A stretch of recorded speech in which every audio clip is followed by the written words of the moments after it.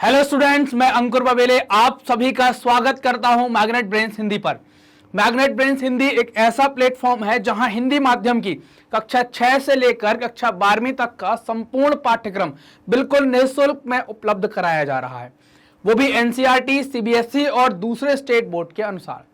Magnet brains मतलब है free education. यहां पर आपको किसी प्रकार का कोई पेमेंट करने की आवश्यकता नहीं होती। यहां पर आपको सभी वीडियोस मिलते हैं बिल्कुल निःशुल्क, वो भी क्वालिटी कंटेंट और क्वालिटी टीचर्स के साथ। चलिए स्टार्ट करते हैं कि हम इस वीडियो से क्या पढ़ने वाले हैं। हमारा आज का ये वीडियो होने वाला है कक्षा 9वीं के इतिहास का जो चैप्टर नंबर 1 है, जिसको हम कहते हैं फ्रांसीसी क्रांति। तो उसमें हम ये देखने वाले हैं कि फ्रांस में राजतंत्र का उन्मूलन, मतलब उन्मूलन का मतलब होता है समाप्त हो जाना, खत्म होना या उसका नाश होना, और गणतंत्र की स्थापना मतलब गणतंत्र का बनना या गणतंत्र का स्थापित होना। ये दो चीजें हम इसके अंतर्गत देखें। कैसे राजतंत्र का उन्मूलन मतलब क्या हो गया कि राजशाही मतलब राजा वगैरह को हम मार देंगे, और गणतंत्र मतलब जनता के द्वारा चुनी गई सरकार को हम स्थापित कर देंगे। ये दो बातें हम इस टॉपिक के अंदर देखने वाले हैं, है ना। चलिए स्टार्ट करते हैं, देखते हैं।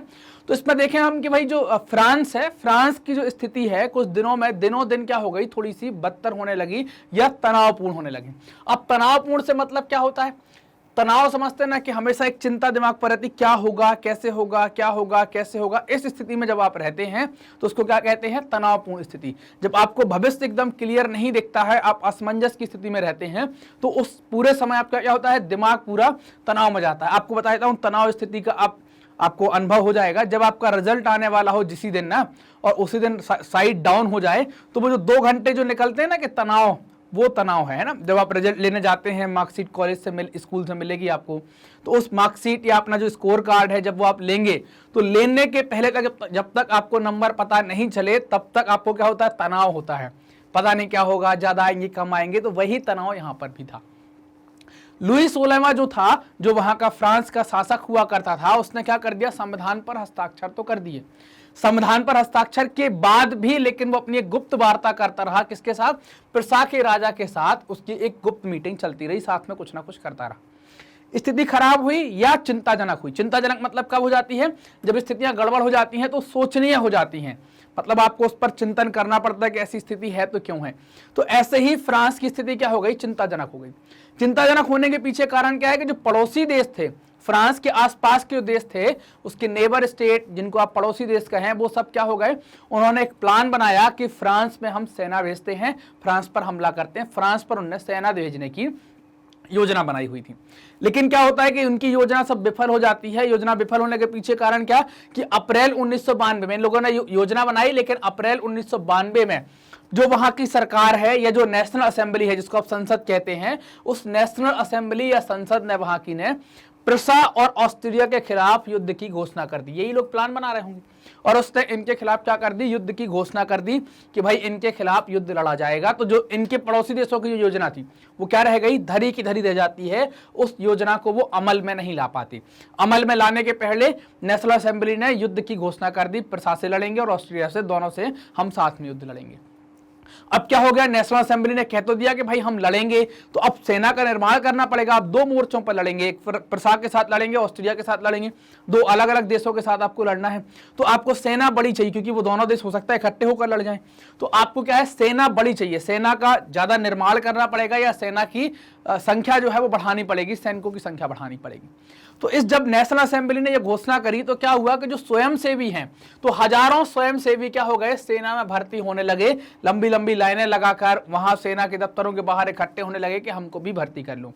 क्यों, क्योंकि जो ये युद्ध था, है ना, जो ये युद्ध हम प्रसा के खिलाफ या ऑस्ट्रिया के खिलाफ लड़ने वाले थे, मतलब फ्रांस के लोग जो लड़ने वाले थे, तो इस युद्ध को घोषित किया गया था कि ये युद्ध नहीं है, ये जनता की जंग है। और ये जंग किसके खिलाफ लड़ी जा रही है, कुलीन और यूरोप के राजाओं के खिलाफ लड़ी जा रही है, जो लगातार दूसरी जनता या जन सामान्य का लगातार शोषण कर रहे हैं, उनका खून पी रहे हैं। तो उनके खिलाफ ये लगातार लड़ाई लड़ी जा रही है, या उनके खिलाफ ये लड़ाई लड़नी है। तो इसको इस कारण से क्या नाम दे दिया, जनता की जंग नाम दे दिया, है ना। समझ गए ना, जनता की जंग मतलब बड़ा समूह जो है वो तीसरे स्टेट का था, मतलब जिसमें मध्यम वर्गीय और दूसरे और निम्न वर्गीय लोग आया करते थे।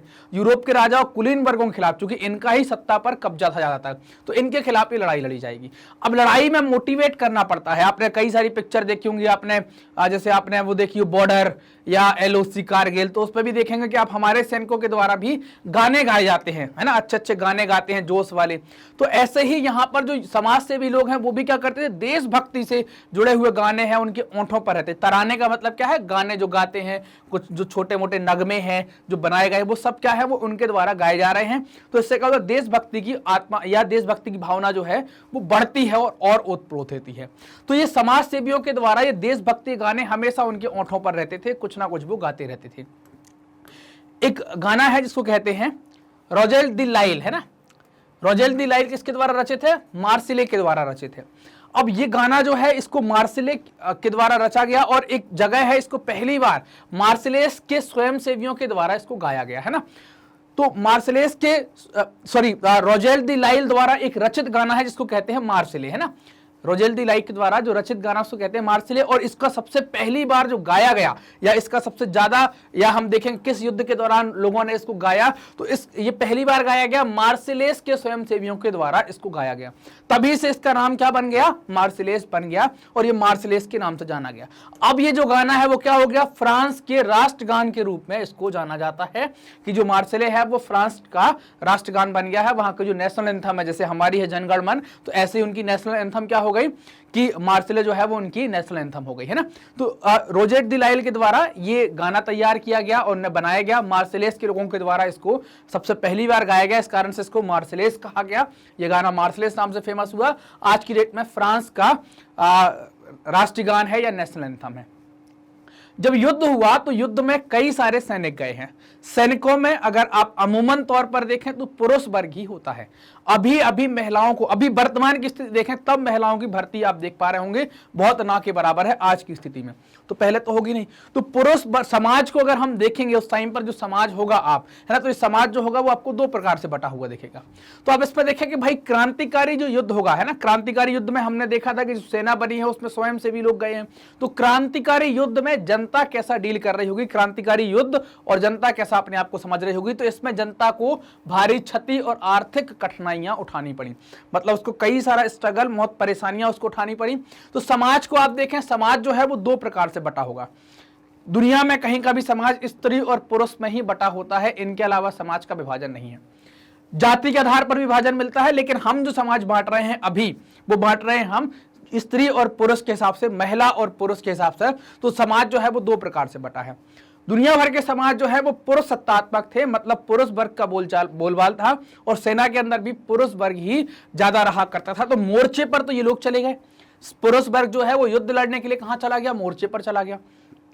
जब युद्ध लड़ने के लिए वो मोर्चे पर चला गया, मोर्चे पर चला जाता है ना, तो मोर्चे पर चला जाने के बाद अब क्या होगा, समाज में पुरुषों की कमी हो गई, तो सारी जिम्मेदारी किसके ऊपर ट्रांसफर हो गई, तो महिलाओं के ऊपर घर और परिवार को चलाने की, रोजी रोटी कमाने की, रोजी रोटी की, इन सब की जिम्मेदारी उनके ऊपर आ गई कि बच्चों को पालना है, खाना भी बनाना है ना, बूढ़े पुराने लोग जो घर में उनकी भी देख रेख करनी। तो ये सारी जिम्मेदारी किस पर आ गई, महिलाओं के ऊपर आ जाती है। तो यहाँ पर महिला आप देख रहे हैं कि महिलाओं को कठिनाई का दौर आ जाएगा कि कमाना भी है, खाना भी है और परिवार को खिलाना भी है, तो इनको ये कठिनाई का दौर यहाँ पर आ जाएगा। आर्थिक कठिनाई हो गई कि भाई चूंकि पुरुष वर्ग चला गया तो महिलाओं को अमूमन तौर पर जो मजदूरी है या जो तनख्वाह है वो कम मिलती थी पुरुषों की तुलना में। अब जो देश है फ्रांस की आबादी का एक बड़ा तबका ये भी चाहता था क्रांति को दबाया ना जाए, क्रांति के सिलसिले को आगे बढ़ाया जाए। क्यों बढ़ाया जाए, क्योंकि 1791 में जो फ्रांस में संविधान लिखा गया था, है ना, 1791 में जो संविधान लिखा गया था, उस संविधान में सिर्फ अमीरों को ही राजनीतिक अधिकार दिए गए थे।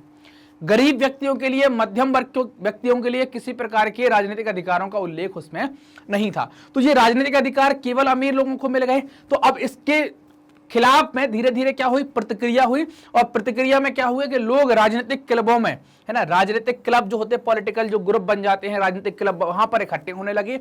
इकट्ठे होकर सरकारी नीतियों पर और अपनी योजनाओं पर, है ना, या अपनी योजनाओं पर बहस करना इन्हें स्टार्ट कर दिया कि भाई हमारी क्या योजना है, उस पर इन्हें क्या कर दिया, यहाँ पर योजना आ जाएगा।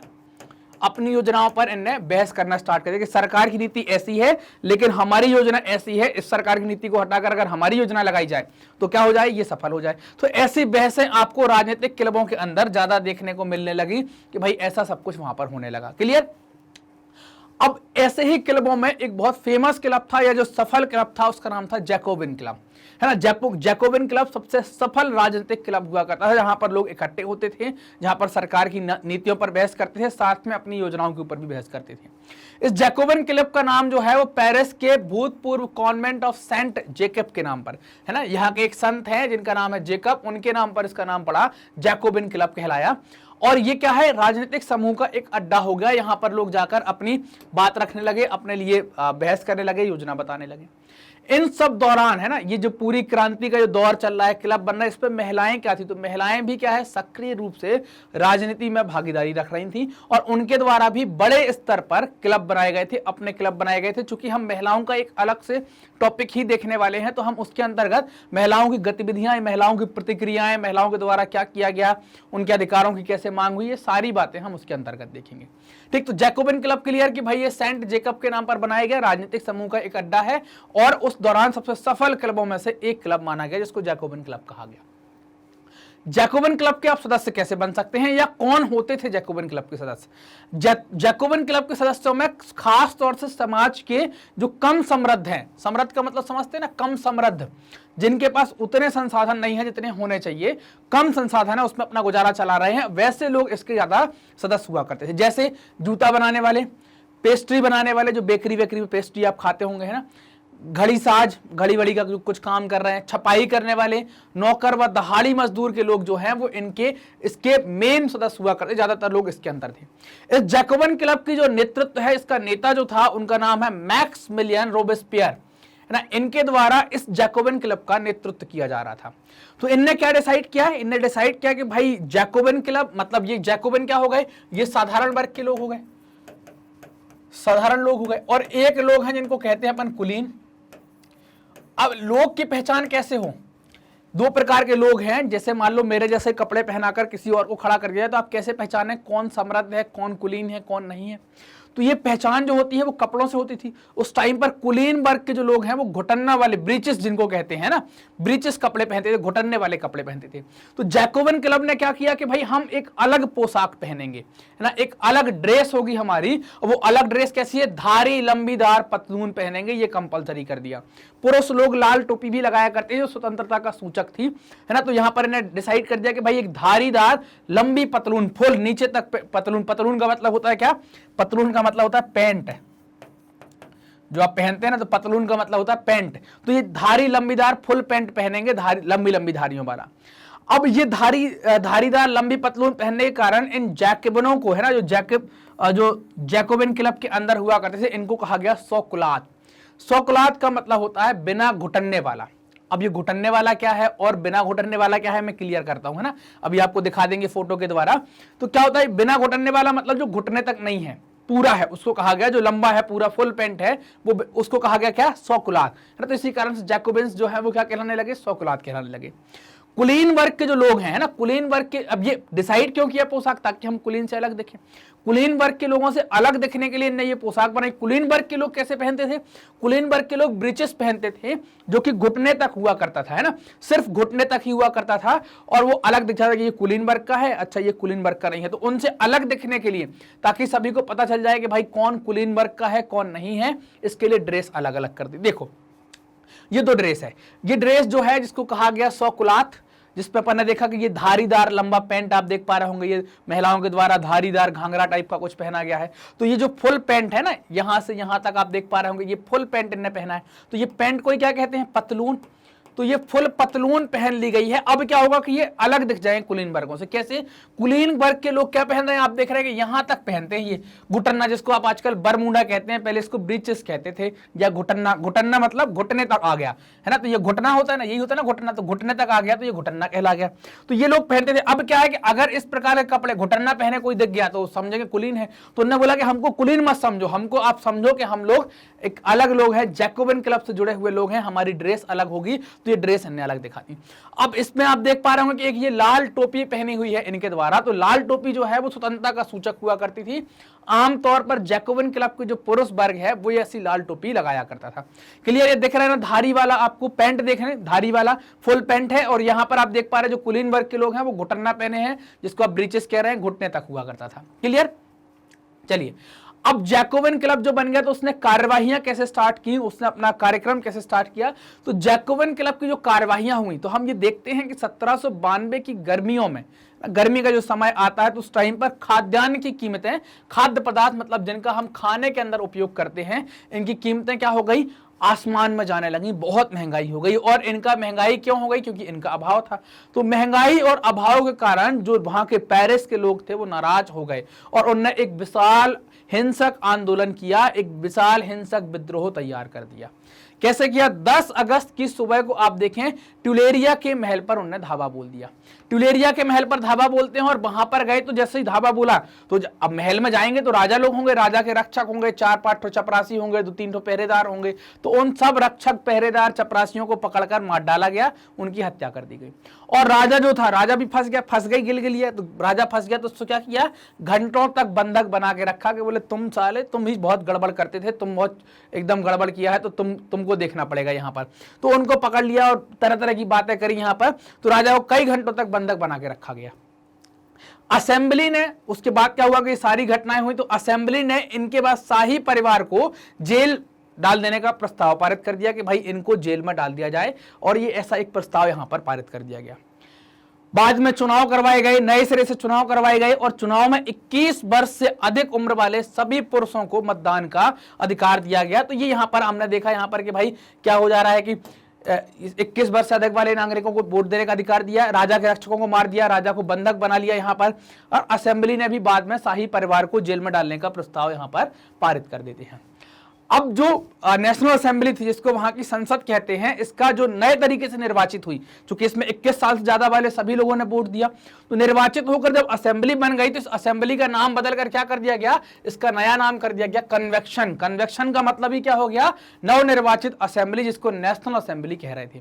1792 को इस कन्वेक्शन ने या इस नवनिर्वाचित असेंबली ने राजतंत्र का अंत कर दिया। राजतंत्र का अंत मतलब आप देख ही रहे हैं कि राजा को पकड़ लिया गया है, राजशाही के परिवार के लोगों को जेल में डाल दिया गया है, और अब सरकार जनता के द्वारा चुनकर आ रही है। ये नवनिर्वाचित असेंबली किसके द्वारा चुनी गई है, जिनकी उम्र 21 से ज्यादा है, उन सभी पुरुषों के द्वारा वोट डाला गया है, तो निर्वाचित हुई है। तो फ्रांस को क्या घोषित कर दिया गया, फ्रांस एक गणतंत्र बन गया। गणतंत्र का मतलब क्या है, सरकार एवं उसके प्रमुख का चुनाव जनता करती है, वो गणतंत्र कहलाता है। तो ये गणतंत्र का इन्हें निर्वाचन कर दिया, और जनता जो सरकार है वो क्या है, समय समय पर बदलती रहती है, 4-5 साल में बार-बार चुनाव यहां पर होते रहेंगे। जो वहां का राजा था जिसका नाम था लुई 16वां, इस लुई 16वें के ऊपर देशद्रोह का मुकदमा चलाया गया। मुकदमा सही पाया गया कि देशद्रोही है और इसको मौत की सजा सुना दी गई। मौत की सजा में आप देखेंगे यहां पर 21 जनवरी 1793 को, है ना, प्लेस डी लॉ, है ना, प्लेस डी लॉ कॉनकॉर्ड में फांसी इसको दे दी गई। सार्वजनिक तरीके से प्लेस डी लॉ कॉनकॉर्ड के अंदर इसको क्या दे दी गई, फांसी दे दी गई। यहां पर इसको फांसी दे दी गई, वहां पर इसको सार्वजनिक रूप से कि सभी लोग देखें, ग्लूटेन कहलाती है एक शब्द, है ना, वहां से इनको फांसी दे दी गई। और बाद में ऐसा ही रानी के साथ किया गया कि भाई ये सारी चीजें, वैसा ही रानी को भी फांसी दे दी गई। तो आप देख रहे हैं कि राजा भी मार दिया, रानी भी मार दी, और तो इससे क्या हो गया, राजतंत्र का अंत हो गया। तो हमने देखा फ्रांस में राजतंत्र का उन्मूलन हो गया, और इसके अंत करने के साथ ही फ्रांस में किस चीज की स्थापना हो गई, गणतंत्र की। क्या हो गया गणतंत्र, सरकार, ऐसी सरकार जनता के द्वारा चुनी जाएगी, सरकार उसके प्रमुख सभी जनता के द्वारा चुने जाएंगे, वो गणतंत्र हो जाएगा। तो ऐसी सरकार यहां पर स्थापित हो जाती है। क्लियर यहां तक की बात सभी को, ठीक है। अब देख, आप जानते हैं कि मैग्नेट ब्रेन्स जो है वो आपकी सुविधा के लिए कुछ ना कुछ करता रहता है। तो ये आपकी सुविधा के लिए अभी क्या कर दिया है भाई, वेबसाइट बना दी है magnetbrains.com। एक ऐप भी बनाया है मैग्नेट ब्रेन्स के नाम से। ये इसलिए बनाए गए हैं ताकि आप अपने वीडियो को बहुत सिस्टमैटिक तरीके से देख पाएं। आप कोई क्लास में गए हैं तो सिस्टमैटिक तरीके से, class wise, chapter wise, topic wise, बहुत अच्छे तरीके से आप वीडियोस को देख पाए यहां पर। क्लियर। तो अब ये आप सिस्टमैटिक तरीके से देख पाए तो आपको ये वेबसाइट यूज कैसे करना है, तो गूगल पर डालना है magnetbrains.com, डालेंगे, खुलेगा मैग्नेट ब्रेन्स का पेज। उस पेज पर जाएंगे, उस पेज में आप देखेंगे कि भाई सीबीएसई हिंदी मीडियम है, तो आपको हिंदी मीडियम के तो हिंदी मीडियम सेलेक्ट करना है, इंग्लिश मीडियम के तो इंग्लिश मीडियम सेलेक्ट करना है।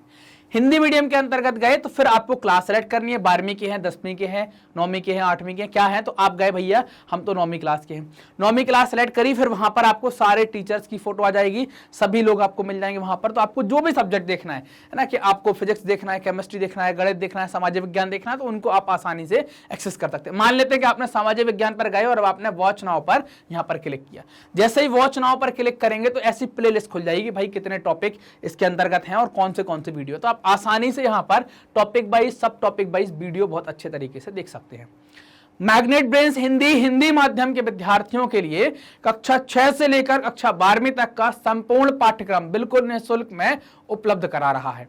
यह वीडियो प्राप्त करने के लिए आपको करना क्या है, आपको मैग्नेट ब्रेन्स हिंदी से जुड़ना है। जुड़ने के लिए आप उसको सब्सक्राइब करें, उसके जो भी वीडियोस आते हैं उनको लाइक करें और अपने दोस्तों में जरूर से शेयर करें ताकि सभी लोग इसका फायदा उठा सकें, और कमेंट कर हमें भी बताएं कि आपको वीडियोस कैसे लग रहे हैं। धन्यवाद।